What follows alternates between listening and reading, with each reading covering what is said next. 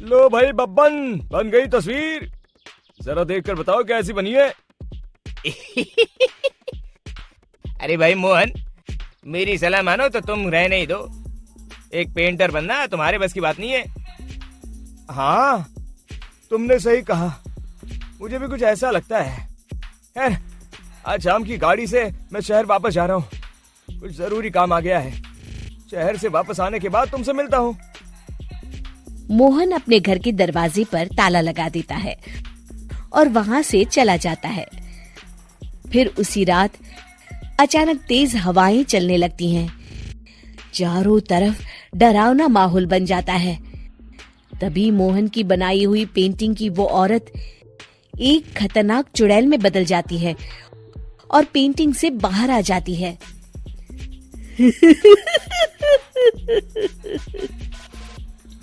चुड़ैल घर के बाहर चली जाती है। वहीं दूसरी तरफ दो चोर लाला सुखीराम के घर से चोरी करके भाग रहे होते हैं। दोनों भागते भागते गांव के चौराहे के पास पहुंच जाते हैं। तभी अचानक वो चुड़ैल उन दोनों के सामने आ जाती है।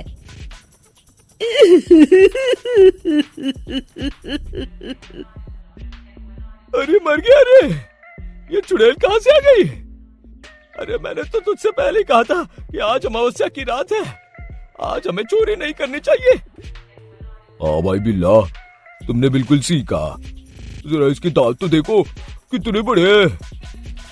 चुड़ैल उन दोनों की तरफ बढ़ती है। अरे चुड़ैल दीदी, तुम चाहो तो ये सारे पैसे और जेवर ले लो, लेकिन हम दोनों को कुछ मत करना।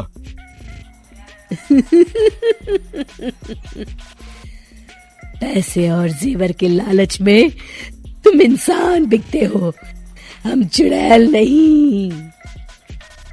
तभी चुड़ैल उन दोनों चोरों को पुतले बना देती है।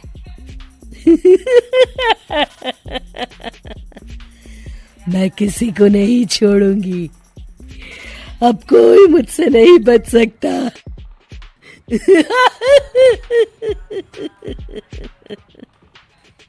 चुड़ैल अपने अगले शिकार की खोज में वहां से चली जाती है। गांव की दूसरी ओर जाने पर चुड़ैल को हरिया, बिरजू और बब्बन दिखाई देते हैं। आज संडे है, आज कपिल शर्मा शो देखने का दिन है। जोर से बोलो। आज संडे है।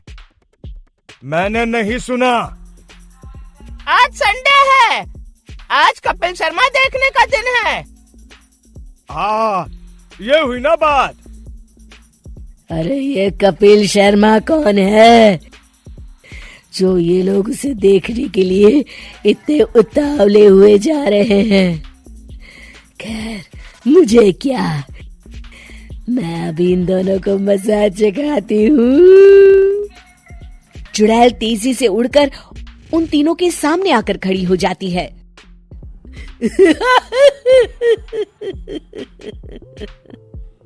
कपिल शर्मा शो बाद में देखना, पहले मुझे देख लो। बब्बन चुड़ैल को देखते ही पहचान जाता है। अरे ये तो तस्वीर वाली औरत के जैसी दिख रही है, मुझे अभी नहीं मरना है। अरे भागो रे। तीनों वहां से भाग खड़े होते हैं। बब्बन तो किसी तरह अपनी जान बचाकर वहां से भाग जाता है, लेकिन हरिया और बिरजू को चुड़ैल पकड़ लेती है और उन्हें पुतला बना देती है। फिर चुड़ैल बब्बन को पकड़ने के लिए उसका पीछा करती है, लेकिन बब्बन उसे कहीं नहीं दिखाई देता।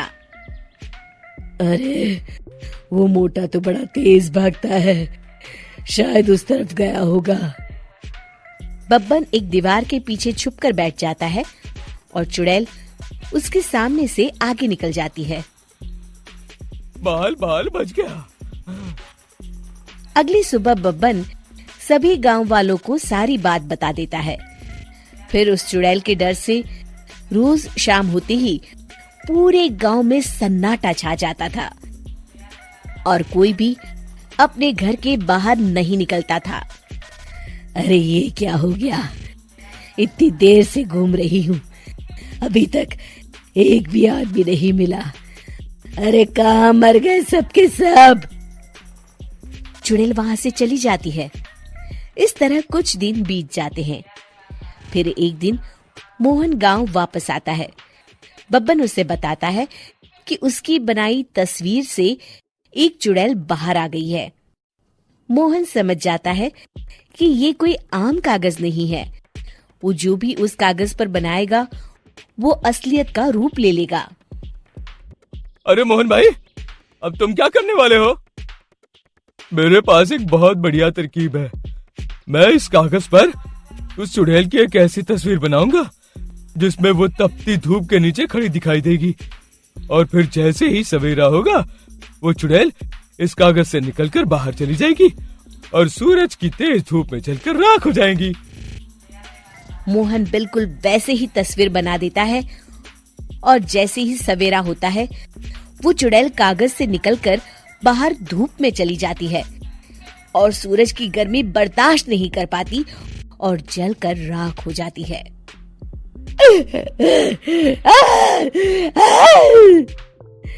ये मुझे क्या हो रहा है? मैं सूरज की रोशनी बर्दाश्त नहीं कर सकती। मेरा पूरा शरीर जल रहा है।